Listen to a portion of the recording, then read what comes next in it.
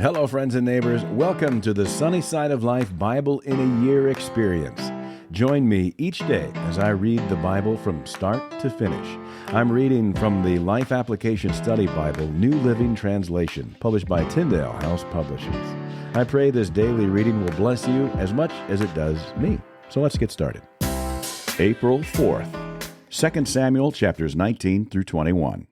Word soon reached Joab that the king was weeping and mourning for Absalom. As all the people heard of the king's deep grief for his son, the joy of that day's victory was turned into deep sadness. They crept back into the town that day as though they were ashamed and had deserted in battle. The king covered his face with his hands and kept on crying, "Oh, my son Absalom! Oh, Absalom, my son, my son!"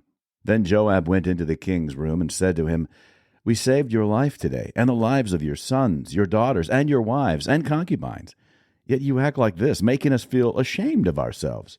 You seem to love those who hate you, and hate those who love you. You have made it clear today that your commanders and troops mean nothing to you. It seems that if Absalom had lived and all of us had died, you would be pleased. Now go out there and congratulate your troops, for I swear by the Lord that if you don't go out, not a single one of them will remain here tonight.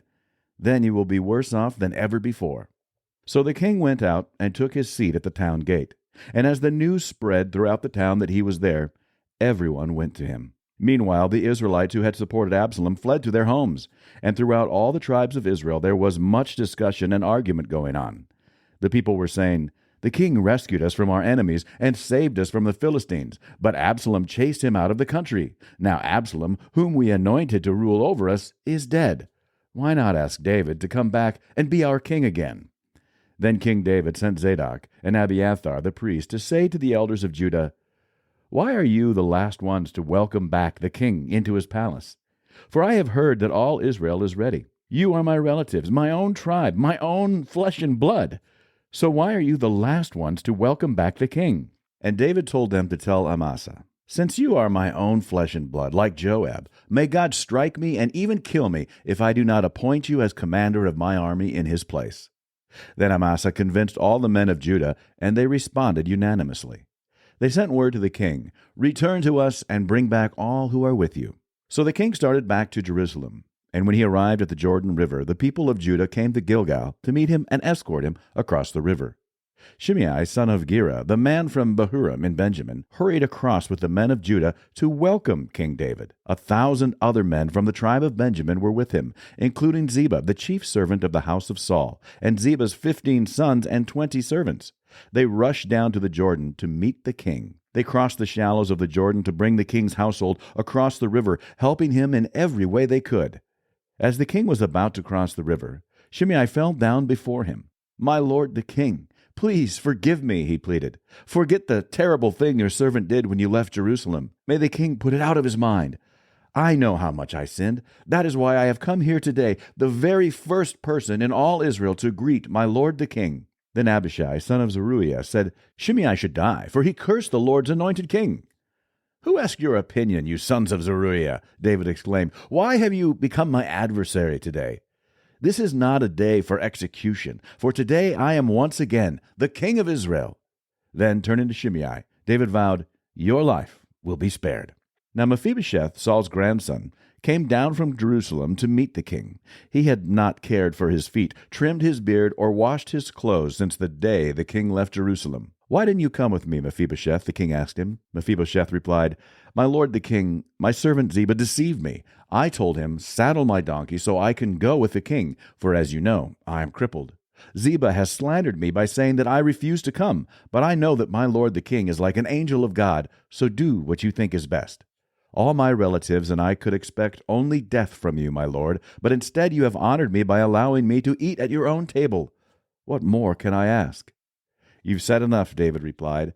"I've decided that you and Ziba will divide your land equally between you." "Give him all of it," Mephibosheth said. "I am content just to have you safely back again, my lord the king." Barzillai of Gilead had come down from Rogelim to escort the king across the Jordan. He was very old, 80 years of age, and very wealthy. He was the one who had provided food for the king during his stay in Mahanaim. "Come across with me and live in Jerusalem," the king said to Barzillai. I will take care of you there." "No," he replied, "I am far too old to go with the king to Jerusalem. I am 80 years old today, and I can no longer enjoy anything. Food and wine are no longer tasty, and I cannot hear the singers as they sing. I would only be a burden to my lord the king. Just to go across the Jordan River with the king is all the honor I need. Then let me return again to die in my own town, where my father and mother are buried. But here is your servant, my son Kimham. Let him go with my lord the king and receive whatever you want to give him." "Good," the king agreed. "Kimham will go with me, and I will help him in any way you would like, and I will do for you anything you want." So all the people crossed the Jordan with the king. After David had blessed Barzillai and kissed him, Barzillai returned to his own home. The king then crossed over to Gilgal, taking Kimham with him. All the troops of Judah and half the troops of Israel escorted the king on his way. But all the men of Israel complained to the king. "The men of Judah stole the king and didn't give us the honor of helping take you, your household, and all your men across the Jordan." The men of Judah replied, "The king is one of our own kinsmen. Why should this make you angry? We haven't eaten any of the king's food or received any special favors." "But there are 10 tribes in Israel," the others replied, "so we have 10 times as much right to the king as you do. What right do you have to treat us with such contempt? Weren't we the first to speak of bringing him back to be our king again?" The argument continued back and forth, and the men of Judah spoke even more harshly than the men of Israel. There happened to be a troublemaker there named Sheba, son of Bichri, a man from the tribe of Benjamin. Sheba blew a ram's horn and began to chant, "Down with the dynasty of David! We have no interest in the son of Jesse! Come on, you men of Israel, back to your homes!" So all the men of Israel deserted David and followed Sheba, son of Bichri. But the men of Judah stayed with their king and escorted him from the Jordan River to Jerusalem. When David came to his palace in Jerusalem, he took the 10 concubines he had left to look after the palace and placed them in seclusion. Their needs were provided for, but he no longer slept with them, for each of them lived like a widow until she died. Then the king told Amasa, "Mobilize the army of Judah within 3 days and report back at that time." So Amasa went out to notify Judah, but it took him longer than the time he had been given. Then David said to Abishai, "Sheba, son of Bichri, is going to hurt us more than Absalom did. Quick, take my troops and chase after him before he gets into a fortified town where we can't reach him." So Abishai and Joab, together with the king's bodyguard and all the mighty warriors, set out from Jerusalem to go after Sheba. As they arrived at the great stone in Gibeon, Amasa met them. Joab was wearing his military tunic with a dagger strapped to his belt. As he stepped forward to greet Amasa, he slipped the dagger from its sheath. "How are you, my cousin?" Joab said, and took him by the beard with his right hand as though to kiss him. Amasa didn't notice the dagger in his left hand, and Joab stabbed him in the stomach with it so that his insides gushed out onto the ground. Joab did not need to strike again, and Amasa soon died. Joab and his brother Abishai left him lying there and continued after Sheba. One of Joab's young men shouted to Amasa's troops, "If you are for Joab and David, come and follow Joab." But Amasa lay in his blood in the middle of the road, and Joab's man saw that everyone was stopping to stare at him, so he pulled him off the road into a field and threw a cloak over him.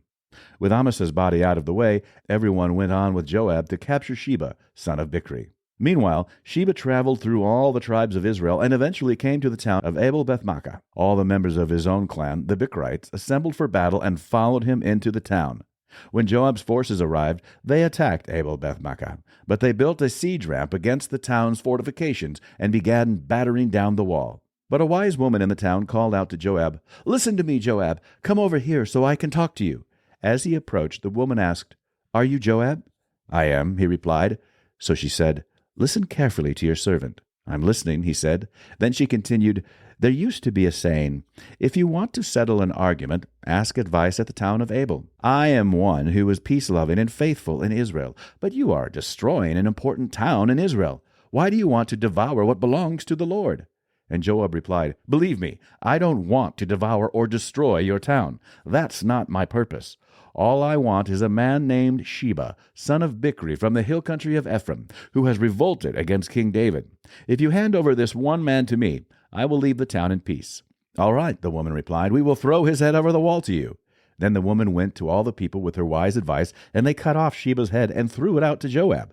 So he blew the ram's horn and called his troops back from the attack. They all returned to their homes, and Joab returned to the king at Jerusalem. Now Joab was the commander of the army of Israel.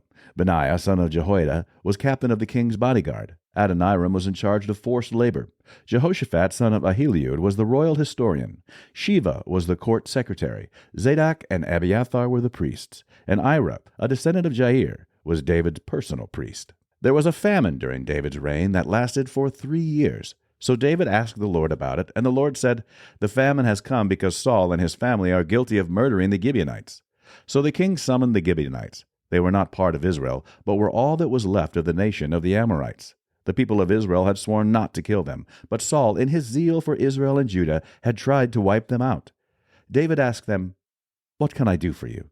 How can I make amends so that you will bless the Lord's people again?" "Well, money can't settle this matter between us and the family of Saul," the Gibeonites replied. "Neither can we demand the life of anyone in Israel." "What can I do then?" David asked. "Just tell me, and I will do it for you." Then they replied, "It was Saul who planned to destroy us, to keep us from having any place at all in the territory of Israel. So let 7 of Saul's sons be handed over to us, and we will execute them before the Lord at Gibeon, on the mountain of the Lord." "All right," the king said, "I will do it." The king spared Jonathan's son Mephibosheth, who was Saul's grandson, because of the oath David and Jonathan had sworn before the Lord. But he gave them Saul's 2 sons, Armoni and Mephibosheth, whose mother was Rizpah, daughter of Aiah. He also gave them the 5 sons of Saul's daughter Merab, the wife of Adriel, son of Barzillai, from Meholah. The men of Gibeon executed them on the mountain before the Lord. So all 7 of them died together at the beginning of the barley harvest. Then Rizpah, daughter of Aiah, the mother of 2 of the men, spread burlap on a rock and stayed there the entire harvest season. She prevented the scavenger birds from tearing at their bodies during the day and stopped wild animals from eating them at night. When David learned what Rizpah, Saul's concubine, had done, he went to the people of Jabesh-Gilead and retrieved the bones of Saul and his son Jonathan. When the Philistines had killed Saul and Jonathan on Mount Gilboa, the people of Jabesh-Gilead stole their bodies from the public square of Bethshan, where the Philistines had hung them. So David obtained the bones of Saul and Jonathan, as well as the bones of the men the Gibeonites had executed. Then the king ordered that they bury the bones in the tomb of Kish, Saul's father, at the town of Zelah in the land of Benjamin.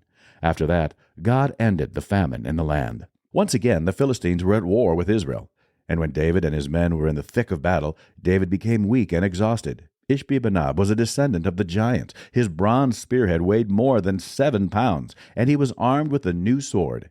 He had cornered David and was about to kill him. But Abishai, son of Zeruiah, came to David's rescue and killed the Philistine. Then David's men declared, "You are not going out to battle with us again. Why risk snuffing out the light of Israel?" After this, there was another battle against the Philistines at Gob. As they fought, Sibbachai from Husha killed Saph, another descendant of the giants. During another battle at Gob, Elhanan, son of Jair, from Bethlehem, killed the brother of Goliath of Gath. The handle of his spear was as thick as a weaver's beam. In another battle with the Philistines at Gath, they encountered a huge man with 6 fingers on each hand and 6 toes on each foot, 24 in all, who also was a descendant of the giants. But when he defied and taunted Israel, he was killed by Jonathan, the son of David's brother Shimea. These 4 Philistines were descendants of the giants of Gath, but David and his warriors killed them. That's it for today, friends. Feel free to read ahead on your own. Before I go, let's share the Lord's Prayer together. Our Father who art in heaven, hallowed be thy name. Thy kingdom come, thy will be done, on earth as it is in heaven. Give us this day our daily bread, and forgive us our trespasses, as we forgive those who trespass against us. Lead us not into temptation, but deliver us from evil. For thine is the kingdom, and the power, and the glory forever. Amen.